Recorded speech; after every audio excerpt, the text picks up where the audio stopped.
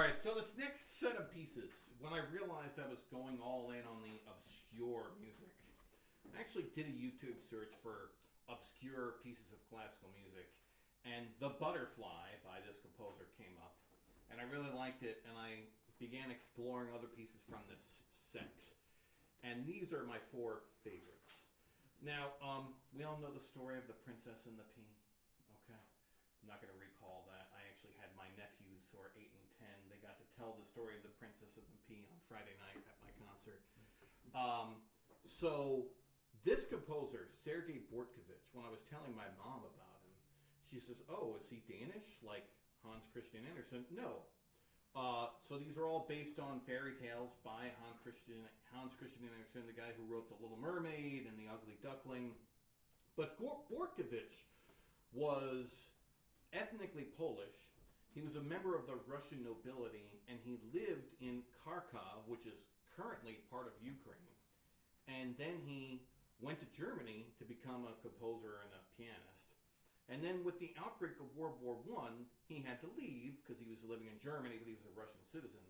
And he went to Turkey, lived there for a few years, went back to Germany, and when the Nazis took power, he had to leave again. And he eventually went to Austria, and the tragedy of him is that the Nazis burned all of his manuscripts, and he couldn't get money from his work, and so he lived the last few years of his life in dire poverty. So, on that happy note, I'm going to play The Princess and the Pea. So we all know the story of The Princess and the Pea. When you hear this, that's the princess having trouble sleeping because of the pea underneath the 20 mattresses. So here's The Princess and the Pea.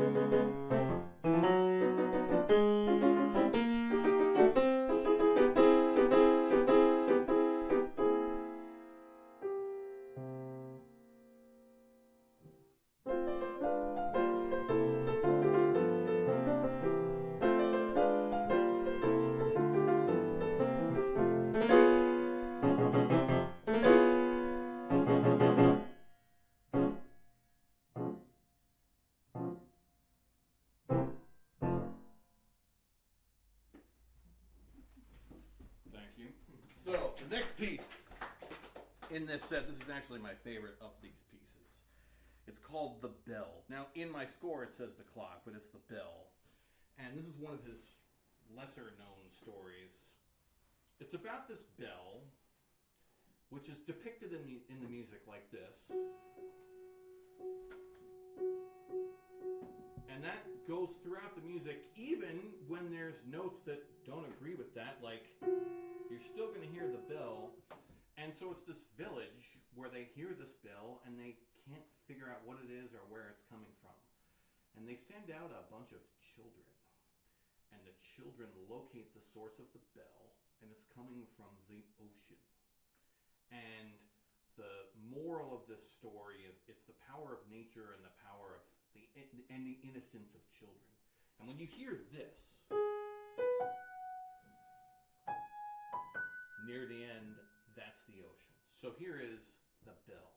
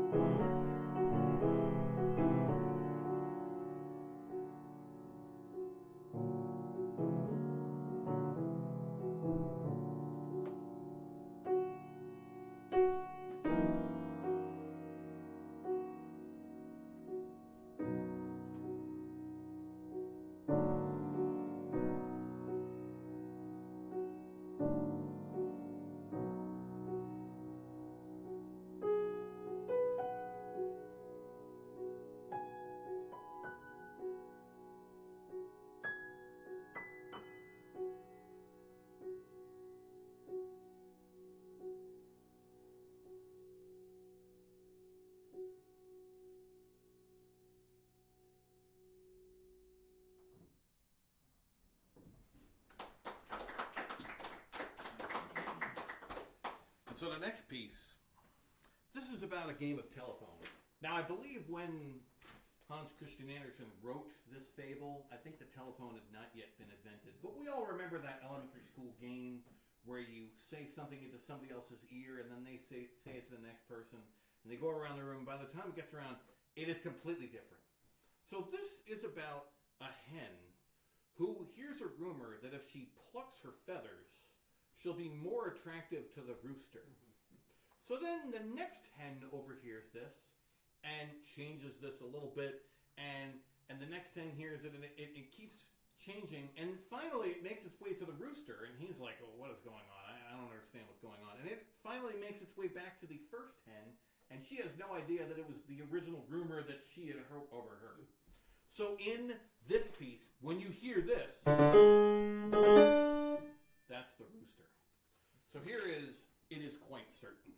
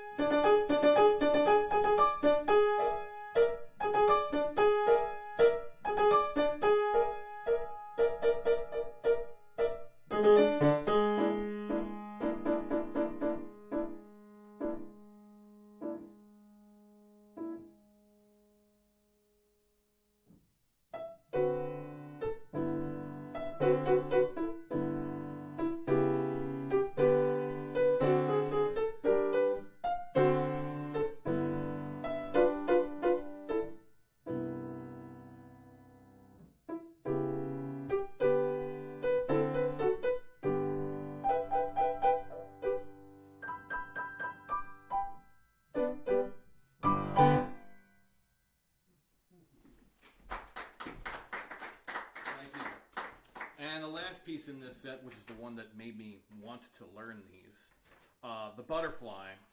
And this is one of the most tragic stories. So this is about a male butterfly who, at the beginning of the season, decides he wants to get married. But he thinks that all of the female butterflies are not pretty enough. So he decides he's going to marry a flower instead. Okay? Except he can't make up his mind. And so we get to the end of the summer and the end of his life, and he realizes, I really should have just made a decision, and now I'm going to end my life, and I'm all lonely. And then he goes inside the house, and he's captured by humans. And they take a pin and they stick it through him, and they put him on display. And as he's dying, he realizes, oh, they are valuing me for my beauty the way that I valued the flowers for their beauty. Maybe I shouldn't have valued that so highly. And there's also a moral in the story about being trapped in a marriage. And I wonder how Hans Christian Andersen's wife felt about that. So when you hear this near the end, that's when the butterfly gets pierced by the pin. So here's the butterfly.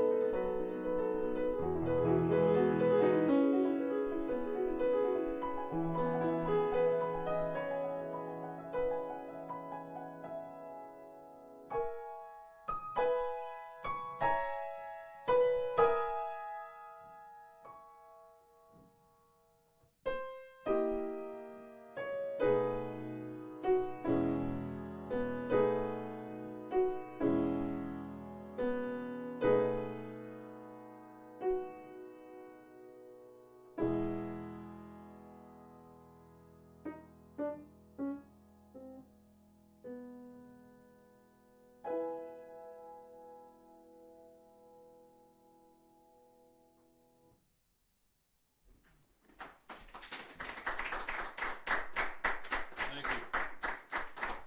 And so we come to the final piece on the program, Merry Christmas, Mr. Lawrence. Now, I had known of this piece, but I was never going to play it.